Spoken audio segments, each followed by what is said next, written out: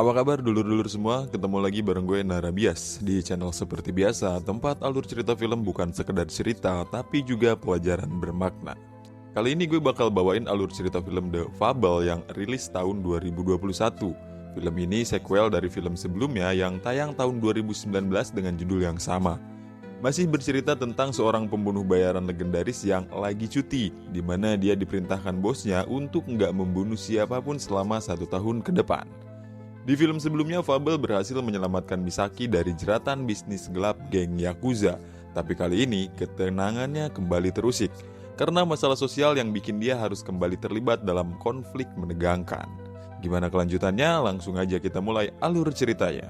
Tapi sebelum itu jangan lupa like, comment, share, dan subscribe. Gua Narabias dan ini dia alur cerita film The Fable.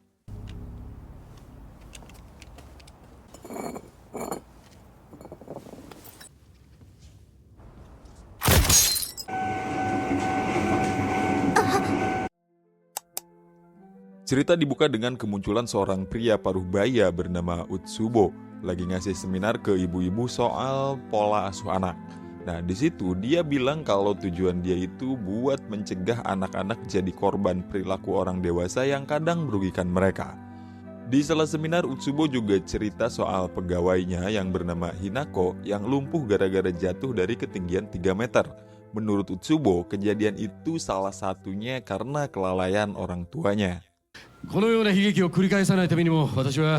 Singkat cerita, acara pun selesai.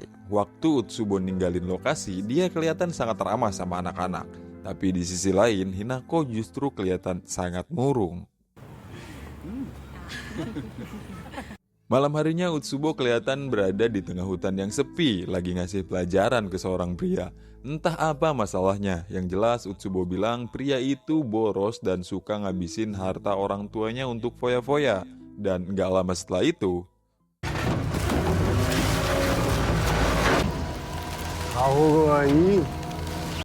setelah selesai dengan aktivitasnya, Utsubo pulang ke rumah. Di rumah dia nggak sendiri.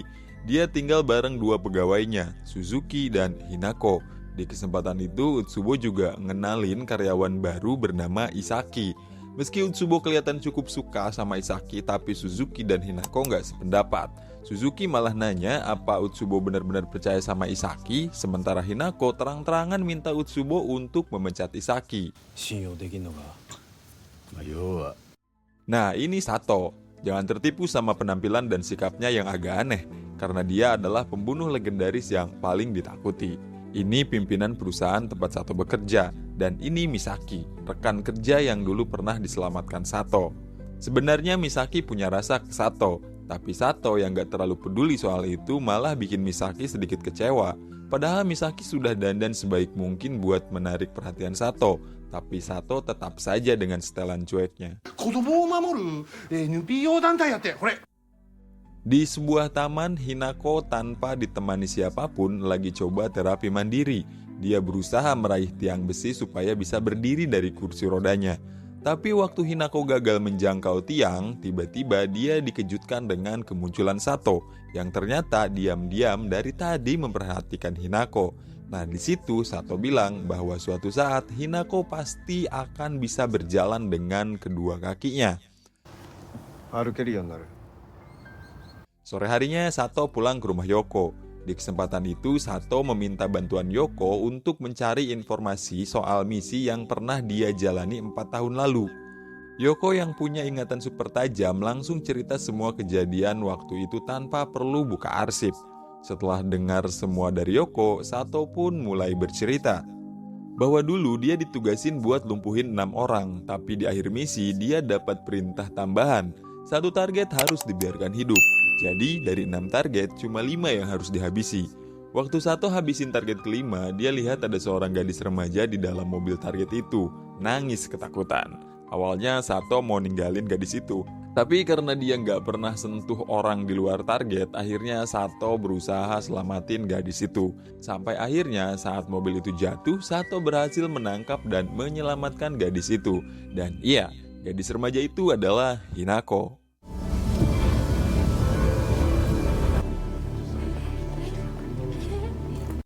Di sisi lain, Utsubo sedang nyusun rencana buat memeras seseorang, entah siapa targetnya. Tapi di sini kita mulai paham, ternyata Utsubo bukan cuma konsultan anak, tapi juga penipu ulung. Cara Utsubo dapetin uang gampang, dia manfaatin kesalahan orang, memeras dan nipu siapa aja yang bisa dia jebak. Pagi berikutnya, Sato kembali bekerja. Misaki yang merasa terbantu dengan gambar yang pernah Sato buat di proyek sebelumnya meminta tolong lagi nih buat bantu gambar untuk proyek yang sedang dia kerjain sekarang. Begitu juga si pimpinan setuju dengan permintaan itu. Tapi saat Misaki lagi jelasin konsep gambarnya, Sato kelihatan melamun, seolah ada sesuatu yang besar memenuhi pikirannya. Meski begitu, Sato tetap setuju bantu Misaki menyelesaikan proyek gambarnya. Setelah dari kantornya, Sato pergi ke taman buat lihat perkembangan Hinako yang masih terus menjalani terapi mandiri. Di sana, Sato kasih saran supaya terapinya dilakukan secara bertahap, dimulai dari mencoba meraih tiang yang lebih rendah dulu. Nah, setelah dengar saran itu, Hinako pergi tanpa berkomentar apa-apa. Sesampainya di rumah, Hinako kasih tahu Suzuki kalau waktu di taman tadi ada seseorang yang nguntit dan bikin dia merasa gak nyaman. Mendengar hal itu, Suzuki langsung bilang ke Hinako dirinya bakal ngasih pelajaran ke si penguntit itu. Di situasi lain, Utsubo bareng Isaki lagi siap-siap nih buat menjalankan aksinya, penipuan di rumah Misaki. Kali ini, Utsubo berpura-pura jadi pemburu serangga sekaligus spesialis kamera tersembunyi. Begitu Misaki sampai di rumah, Utsubo langsung nyamperin dan bilang kalau dia baru aja nerima laporan yang menyebutkan bahwa di rumah Misaki ada kamera tersembunyi yang dipasang oleh seseorang. Misaki yang merasa tidak pernah ada orang asing masuk ke rumahnya jelas merasa itu mustahil. Nah, dia pun awalnya menolak untuk diperiksa. Tapi setelah dibujuk oleh Utsubo, akhirnya Misaki mengizinkan Utsubo dan Isaki untuk mengecek rumahnya. Dan benar saja, setelah selesai memeriksa, Utsubo balik ke kantornya. Dari layar laptopnya terlihat jelas rekaman Misaki yang sedang beraktivitas di kamar mandi. Utsubo dan Isaki pun tampak sangat puas dengan hasil dari kamera tersembunyi yang mereka pasang.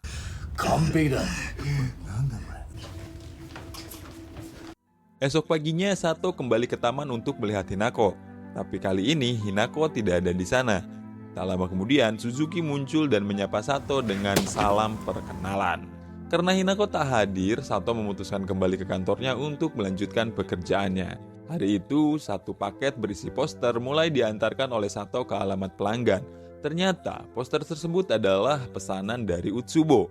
Begitu sampai, Sato melihat Hinako sedang berdiri memandang ke arahnya. Melihat momen itu, Utsubo langsung menyambut Sato dan mengajaknya masuk ke rumahnya sambil menawarkan secangkir teh.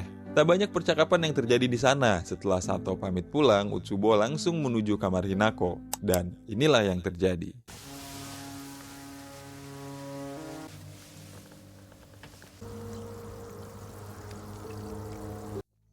Seperti biasa, setelah selesai dengan aktivitasnya, Sato selalu pulang ke rumah Yoko untuk menikmati makan malamnya. Di sana, Sato bercerita kepada Yoko bahwa dia baru saja bertemu dengan salah satu pria yang dulu pernah menjadi target ke-6-nya saat menjalani misi 4 tahun lalu. Mendengar cerita itu, Yoko langsung mengingatkan Sato supaya tidak melakukan hal-hal aneh, apalagi sampai harus membunuh orang. Dia adalah Etsuji Kainuma, pria yang sangat terobsesi sama Misaki. Saking terobsesinya, dia diam-diam memasang kamera pengintai kecil di rumah Misaki untuk mengawasi setiap gerak-gerik Misaki.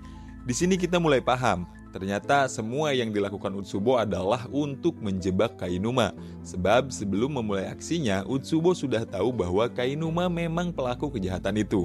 Jadi alih-alih hanya memeriksa kamera yang dipasang Kainuma, Utsubo malah menambahkan kamera pengintai lagi di rumah Misaki. Setelah puas melihat semua rekaman di layar komputernya, Utsubo mulai mendatangi Kainuma dan melancarkan aksinya. Saat ditanyakan, awalnya Kainuma tidak mengaku. Namun begitu Utsubo menunjukkan video rekaman Misaki yang sedang di kamar mandi, Kainuma langsung emosi dan berkata, video itu bukan dari kamera yang dipasangnya. Dan jawaban itu justru menjadi blunder fatal bagi Kainuma. Dia tidak bisa mengelak lagi. Akhirnya Kainuma menyerah dan bersedia membayar Utsubo supaya kejadian itu tidak sampai dilaporkan ke polisi.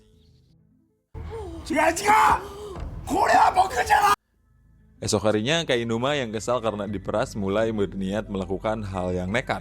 Dia berencana menghabisi Misaki. Menurut Kainuma, Misaki adalah biang dari semua masalah yang sedang dia alami. Dan tepat saat Kainuma hendak menusuk pisau ke arah Misaki, tiba-tiba Sato datang tepat waktu dan langsung meringkus Kainuma sebelum pisaunya sempat mengenai Misaki. Setelah itu Kainuma langsung kabur keluar kantor. Tapi pas Sato mengejar keluar, ternyata Kainuma sudah lebih dulu ditangkap oleh Suzuki, yang kayaknya memang sudah lama nunggu kemunculan Kainuma. Sato pun terus mengikuti Suzuki dan pas sampai di persimpangan jalan, Sato akhirnya berhasil menemukan Suzuki. Di sana Sato berkata kepada Suzuki bahwa jika dalam waktu 24 jam Suzuki tidak melepaskan Kainuma, maka Sato akan ngasih kekacauan yang belum pernah dibayangkan Suzuki.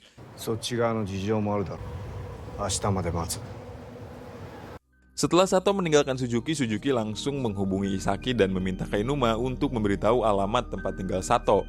Tapi karena Kainuma tidak tahu alamat Sato, sebagai gantinya dia malah memberikan alamat rumah Yoko. Tanpa banyak basa-basi, Suzuki langsung mendatangi Yoko. Di sana Suzuki mulai bertanya soal fabel. Awalnya Yoko berpura-pura tidak mengerti sama sekali tentang apa yang ditanyakan Suzuki. Tapi Suzuki yang juga seorang pembunuh profesional paham banget sama gelagat sesama pembunuh. Akhirnya Suzuki pun menantang Yoko untuk membuktikan ucapannya. Yoko yang tadinya masih menahan diri akhirnya terpancing.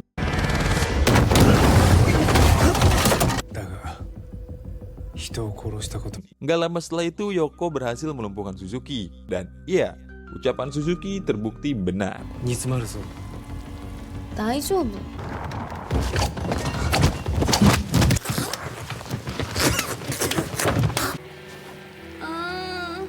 Sato pun tiba di rumah Yoko. Tapi pas melihat Suzuki yang terikat di dalam rumah, ekspresi Sato benar-benar datar. Nggak ada sedikit pun rasa kaget atau heran. Sato malah langsung duduk di depan Suzuki dan bilang jangan banyak ngomong soal fabel. Jika Suzuki terlalu banyak berbicara tentang fabel, maka Sato akan menyingkirkannya.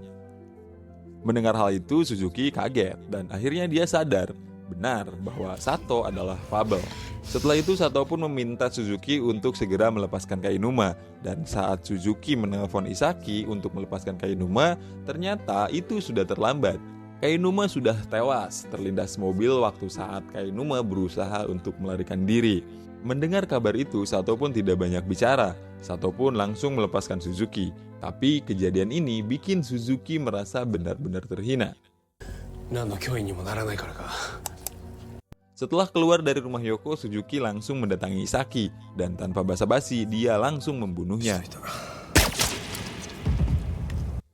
Nah, habis itu Suzuki balik ke rumah dan ketemu sama Utsubo. Di sana Suzuki memberitahu fakta bahwa kalau Sato ternyata adalah fabel. Utsubo yang mendengar hal itu cuma menanggapi dengan santai, seolah dia siap buat menghadapi fabel. Tapi justru sikap santai Utsubo itu bikin Suzuki curiga. Akhirnya Suzuki langsung menodongkan pistol ke arah Utsubo dan memaksa Utsubo untuk menceritakan apa yang selama ini dia sembunyikan. Dan benar saja, Utsubo akhirnya mengaku. Ternyata dia sudah lama menyimpan dendam ke fabel. Karena 4 tahun lalu fabel membunuh adik kandungnya.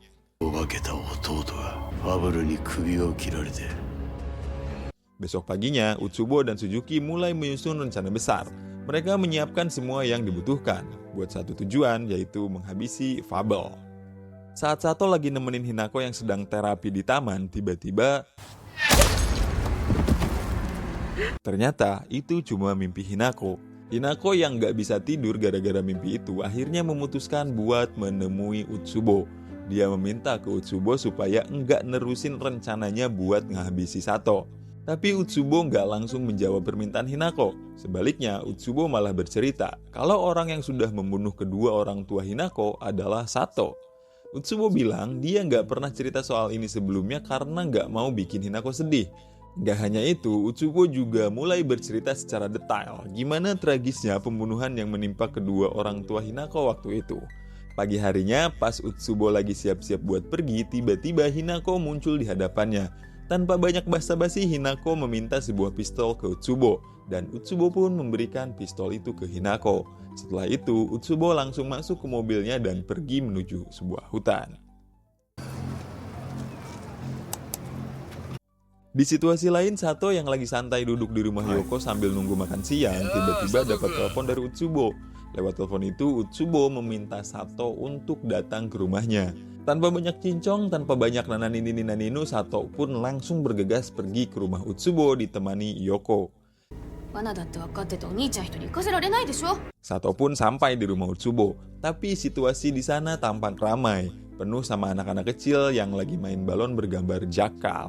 Dan pas Sato mulai naik tangga dan mau masuk ke rumah Utsubo, tiba-tiba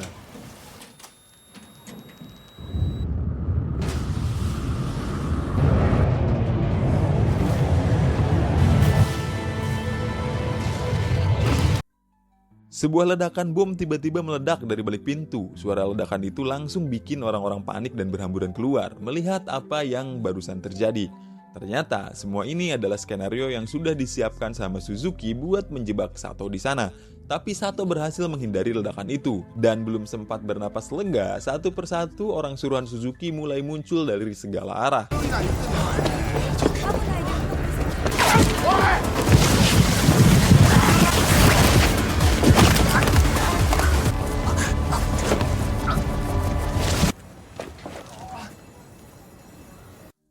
Sato yang sudah sangat berpengalaman menghadapi situasi kayak gini tentu saja bisa dengan mudah membereskan semua kroco yang menyerangnya. Tapi pas Sato baru mau meninggalkan lokasi, tiba-tiba gelombang serangan kedua muncul. Dan lagi-lagi Sato berhasil menghabisi semua penyerang itu tanpa ampun. Saat Sato masuk ke salah satu ruangan, dari jendela dia melihat ada seorang anak kecil yang lagi jalan di atas di atas esteger. Tanpa pikir panjang, Sato langsung berniat nolong anak itu biar gak jadi korban di situasi yang super berbahaya itu. Tapi tiba-tiba seorang pria muncul tepat di hadapan Sato dan langsung menyerangnya tanpa basa-basi.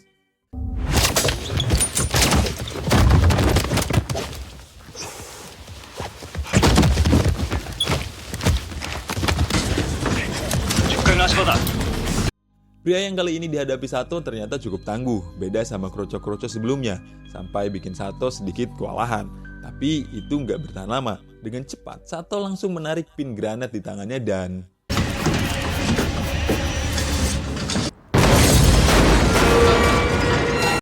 dia menghancurkan esteger yang ada di sana. Runtuhnya esteger itu langsung bikin semua penyerangnya jatuh berantakan. Dan di saat yang sama Sato harus adu kecepatan, lari menyelamatkan anak kecil itu dari esteger yang sudah ambruk.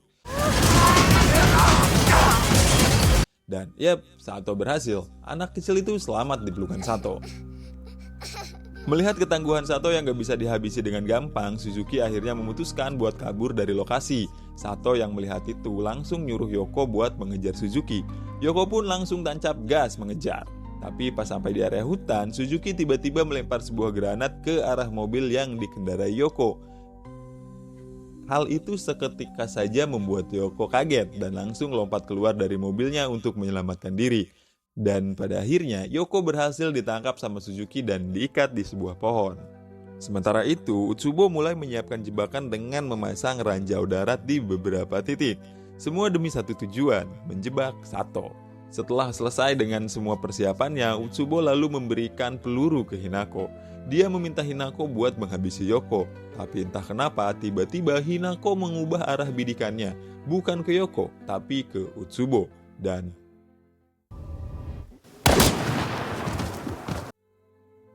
ternyata tembakan yang dilancarkan Hinako nggak mempan ke Utsubo. Bukan tanpa alasan, Utsubo ternyata pakai rompi anti peluru di balik pakaiannya. Dan alasan kenapa Hinako nekat menembak Utsubo karena dia sadar selama ini Utsubo sudah bikin skenario jahat buat ngejebak dia. Buat jadiin dia bintang film porno. Bukan cuma itu, Hinako juga percaya kalau Utsubo adalah orang yang sudah membunuh kedua orang tuanya. Dan yang lebih parah lagi, selama ini Hinako dijadikan budak seks oleh Utsubo. Suzuki yang mendengar pengakuan itu langsung kelihatan bimbang. Dia mulai ragu sama apa yang sudah dia lakuin. Tapi karena rencana sudah berjalan sejauh ini, Suzuki memutuskan untuk tetap fokus nerusin rencana yang sudah disusun sama Utsubo. Hinako yang selama ini cuma bisa diam dan nerima semua perlakuan kejam itu akhirnya meluapkan semua emosinya. Luapan kemarahan itu bikin adrenalinnya meledak. Sampai-sampai Hinako berhasil berdiri dari kursi rodanya. Tapi tanpa dia sadari, ternyata kakinya nginjak salah satu ranjau darat yang sebelumnya sudah dipasang oleh Utsubo.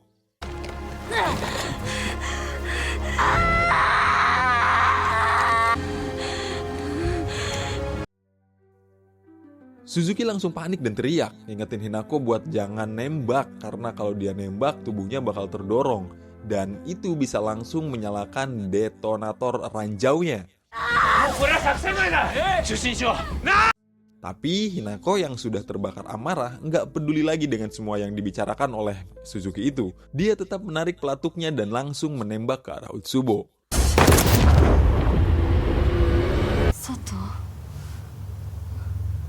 Untungnya, Sato datang di waktu yang benar-benar pas.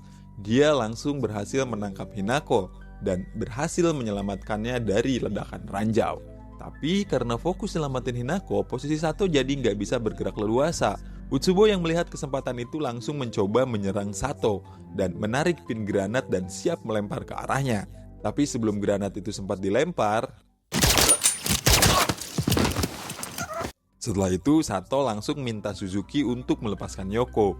Suzuki pun pada akhirnya nurut sama permintaan Sato. Mereka berdua lalu bekerja sama untuk menyelamatkan Hinako dari jebakan ranjau. Dan dengan nekat, mereka pakai alat berat yang tadinya disiapin buat gali kuburan Sato.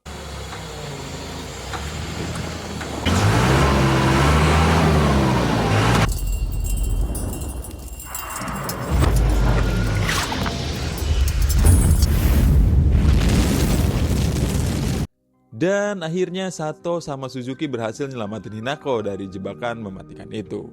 Setelah drama penyelamatan selesai, tiba-tiba Utsubo melempar sebuah granat ke arah mereka. Tapi rupanya granat itu sengaja dilempar tanpa menarik pinnya. Utsubo cuma mau ngasih pesan kalau dia emang pengen mengakhiri hidupnya dengan cara kayak gitu. Sebuah cara yang tragis, penuh dendam dan keputusasaan.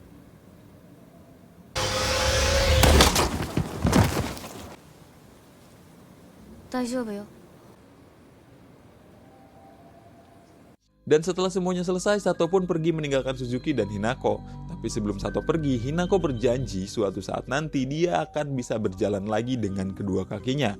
Setelah semua kekacauan itu berakhir, esok paginya Sato kembali bekerja seperti biasa. Dia pun menyerahkan hasil gambar yang sebelumnya diminta oleh Misaki dan juga pimpinannya.